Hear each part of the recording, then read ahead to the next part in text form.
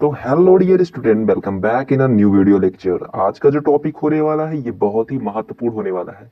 आपके एग्जाम के point of view से ही ये क्वेश्चन जो है आपके लिए मस्ट वॉच होने वाला है, क्योंकि द्विघात समीकरण जिसको हम क्वाड्रेटिक इक्वेशन भी बोलते हैं, ये आपको हर एक क्लास में मिल जाती है। यानी 9th क्लास से लेकर के आप 12th क्लास तक या फिर किसी भी एग्जाम में प्रिपरेशन करते हैं वहां भी आपको ये चीज जरूर मिलती है। तो आज हम देखेंगे कि द्विघात समीकरण को कैसे हल किया जाता है। बहुत ही बेसिक से आपको बताऊंगा, मात्र 2 मिनट आप टाइम दीजिएगा। देखिए, द्विघात समीकरण का एक रूप मैं आपको बता देता हूं कि किस तरीके से होता है। हमेशा द्विघात समीकरण का जो रूप होता है वो ए एक्स स्क्वायर प्लस में बी एक्स प्लस में सी इज इक्वल टू 0। तो यहाँ पर ये एक समीकरण होता है, यानी कोई भी जो समीकरण होगा वो इस रूप का होगा। चलिए ठीक है, आपको ये तो समझ में आया होगा।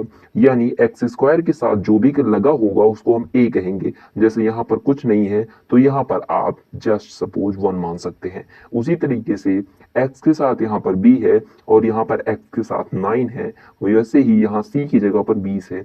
यानी यहाँ से हम ए की वैल्यू 1 मान सकते हैं और बी की वैल्यू 9 और सी की वैल्यू को 20 मान सकते हैं। चलिए आगे देखते हैं हम कैसे इसको हल करेंगे।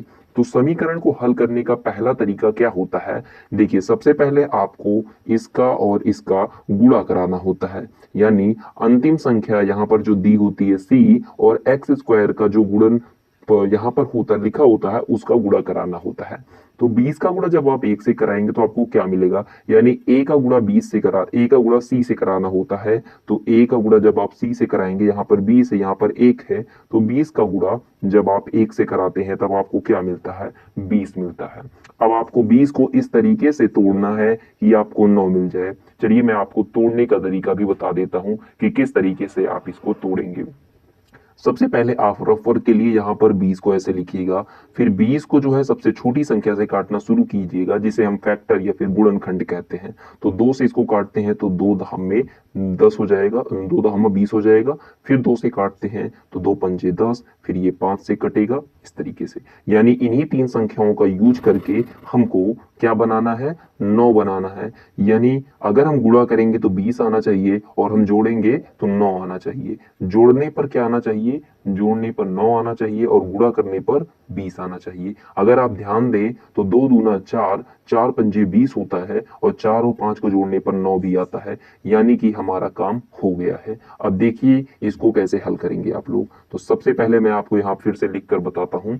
सबसे पहले आप एक्स स्क्वायर को ऐसे ही रहने देंगे, प्लस में 9x को आप लिख सकते हैं 5 प्लस में 4, बाहर की तरफ है x, प्लस में 20 वैसे ही रहेगा, इज इक्वल टू 0 आपको लिखना है। अब ये कहां से आया? क्योंकि 5 चौको 20, यहाँ पर जो गुणनफल होता है इन दोनों का वो होना चाहिए और जोड़ने पर बीच वाली संख्या आनी चाहिए। अब क्या करेंगे? अगला स्टेप देखिएगा।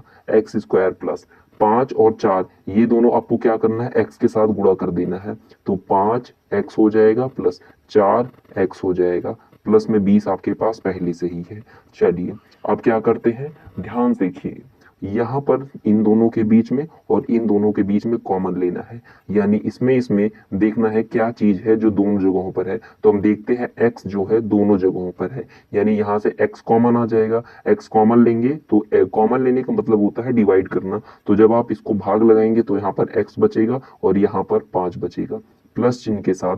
यहाँ पर देखिए आप क्या कॉमन ले सकते हैं, यहाँ 4 है यहाँ 20 है, यानी हम 4 कॉमन ले सकते हैं। तो 4 जब कॉमन चला गया तो यहाँ बचा क्या? x, प्लस में 20 को 4 से भाग दीजिएगा तो 4 पंजा 20, यानी ये 0 हो जाएगा। अब यहाँ पर देखिए x प्लस 5 दोनों जगहों पर है, तो x प्लस 5 को आप फिर से कॉमन ले लीजिएगा। तो जब हमने x प्लस 5 को कॉमन ले लिया तो हमारे पास क्या बचता है? यहाँ पर x बचेगा। उसी तरीके से जब x प्लस 5 यहाँ से भी कॉमन बच गया चला गया तो बचेगा क्या? प्लस में 4, तो यानी प्लस में 4। ये हुआ आपके सामने, लेकिन ये आपका आंसर नहीं है। तो अब आपको एक बार इसको बराबर 0 करना है, एक बार इसको करना है। तो x प्लस 5 बराबर 0 करेंगे तो x का मान आएगा माइनस में 5। इसी तरीके से x प्लस 4 को बराबर 0 करेंगे तो x का मान आएगा माइनस में 4। तो अगर वीडियो अच्छा लगा तो चैनल को लाइक सब्सक्राइब करिए।